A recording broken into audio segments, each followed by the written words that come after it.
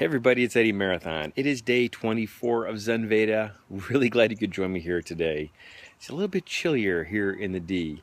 We've had a very pleasant summer, but we've had some hot days and nights as well. But today it's having a bit of an introduction to fall, you could say. And it's kind of a noticeable difference. I got a long sleeve pullover, relaxing here in the deck on the back side of my house, and just enjoying a nice Monday night, and want to record a few thoughts here with you tonight. But it's a noticeable change in the weather for sure. We'll have some more warm days to be sure, but what an entrance way to fall potentially we have here.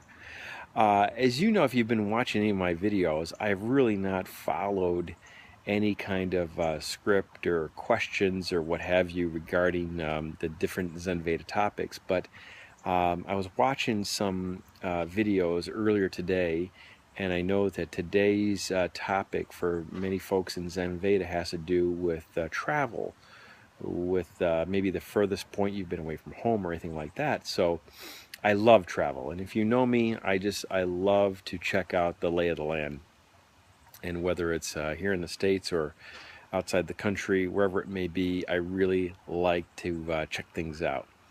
And I like to engage with various people and get immersed in the culture and find out what makes people act the way they act, and what's the history behind a certain place, what is the setting, what is the fabric, if you will, of a particular community. I'm fascinated by it. I love it. And I've been very fortunate, very blessed to have traveled all over the world for business and for fun. And I just couldn't help but thinking of various places I've been to, and I think today has something to do with what's the furthest point you've been away from home. And for me, that probably was Bangkok, and which is a very interesting city. And we traveled in other areas of Thailand, my wife and I. And that was really cool, and that's a story in and of itself. But I couldn't help but think of one of these crazy business trips I've had. It was probably 10 years or so ago, and it was to a very mysterious place. It was Romania, and I was doing a deal with my business and an Italian company, and we were securing some rights for their various products and capabilities and technologies, and we were going to be the exclusive here in the United States. And to kind of vet them out and understand more about them, we wanted to visit all their different facilities, and they had a production facility not too far from Bucharest. So I wanted to go out there and check it out, and very interesting trip.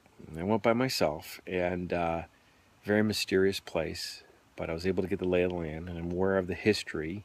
I'd study up on it, and I'm a big fan of history too. I love to read, I like to check things out, I like to learn about what's happened before us.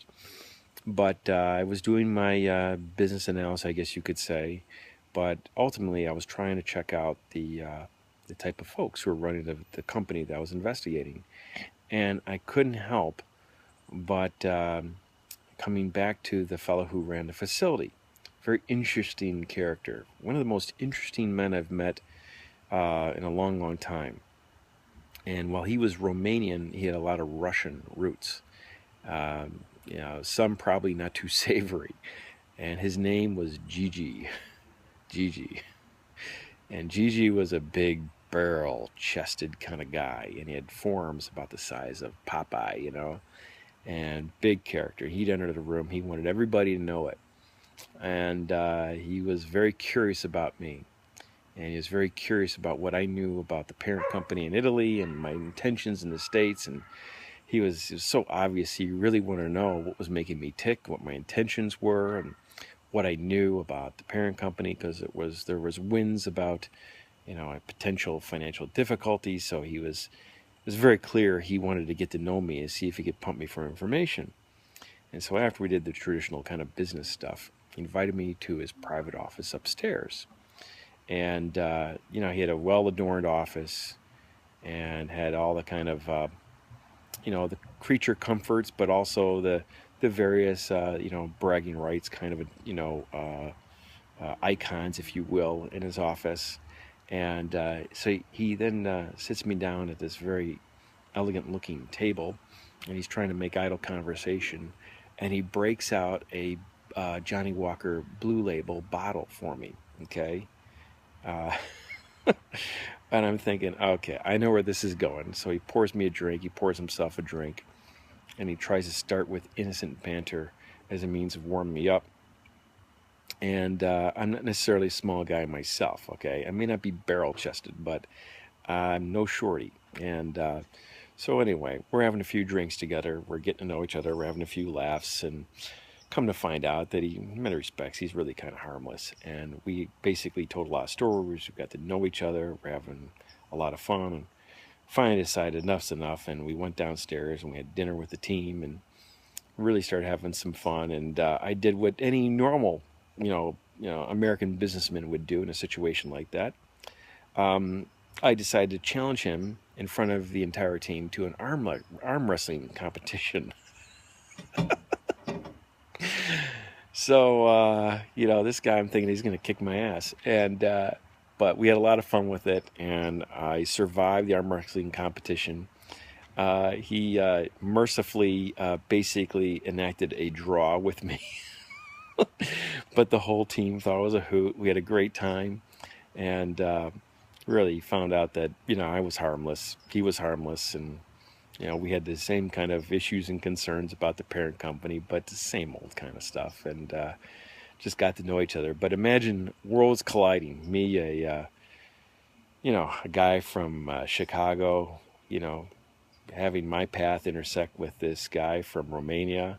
Oh man, it was something. I'll never forget it. He was a character for sure, and really enjoyed traveling. And oh my goodness, I could still hear the sights, and I could hear the sounds, and I could see the sights, and I could even remember some of the crazy smells. Yeah, yeah. Our senses really have a way of imprinting certain memories, don't they?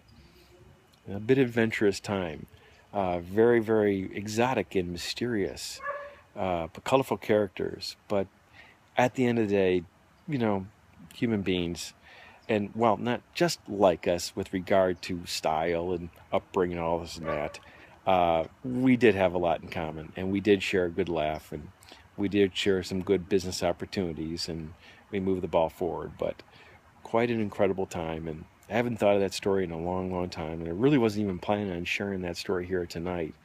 But when I saw the whole topic regarding travel, I just couldn't help but be whisked back to that unusual setting.